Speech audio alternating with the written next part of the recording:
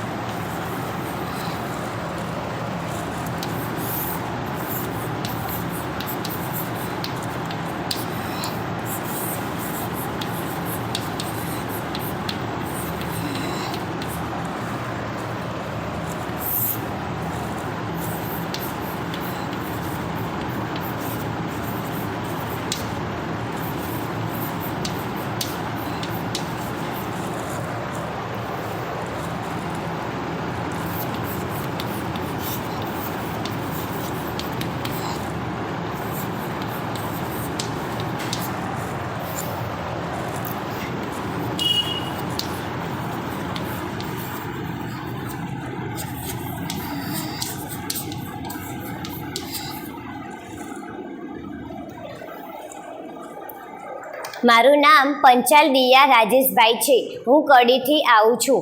હું સ્વામી વિવેકાનંદ સર્વોદય bank education કોલેજની પ્રશિક્ષણાર્થી છું. હવે હું તમારો પરિચય મેળવીશ. તમે ઊભા થાવ તો તમારું નામ. મારું નામ ગોસ્વામી રશ્મિ. તમે ક્યાંથી આવો છો? હું પાલનપુરથી આવું છું. તમને શું બનવાનો શોખ છે? હું શિક્ષક બનવાનું છું. તો વિદ્યાર્થી મિત્રો, હવે હું તમને કેટલુંક કથન કરીશ તે તમે ધ્યાનથી સાંભળજો. ભૂકંપ એ કુદરતી આપત્તિ છે. પૃથ્વીના આંતરિક સ્તરોમાં ઉર્જા મુક્ત થવાથી પૃથ્વી ધ્રુજી ઉઠે છે, જેને ભૂકંપ કહેવામાં આવે છે.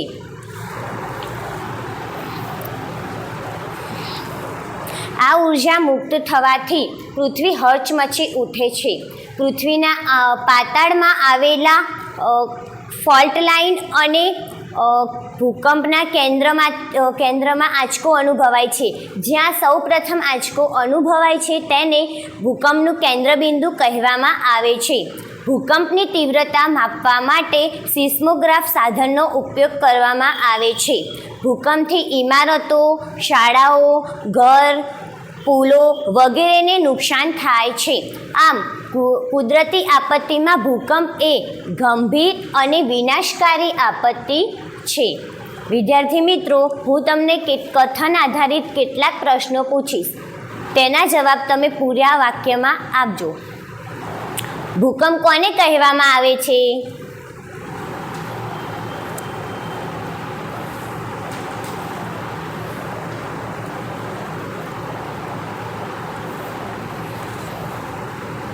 પૃથ્વીની આંતરિક સ્તરમાં ઉર્જા મુક્ત થવાથી ધ્રુજી ઉઠે છે તેને ભૂકંપ કહે છે. ભૂકંપનું કેન્દ્રબિંદુ એટલે શું? જ્યાં સૌપ્રથમ આંચકો અનુભવાય તેને કેન્દ્રબિંદુ કહે છે. ભૂકંપની તીવ્રતા માપવા માટે કયા સાધનનો ઉપયોગ થાય છે? સિસ્મોગ્રાફનો ઉપયોગ થાય છે. ભૂકંપથી શું શું નુકસાન થાય છે? ભૂકંપથી ઇમારતો, સ્કૂલો વગેરે જેને નુકસાન થાય છે. ભૂકંપ એ કેવી આપત્તિ છે? ભૂકંપ એક કુદરતી આપત્તિ છે. આ ઉપરાંત બીજી કઈ કઈ કુદરતી આપત્તિ છે?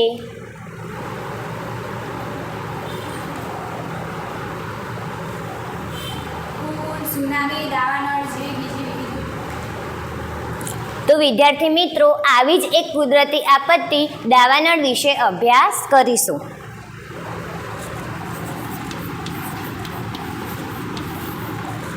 Thank you.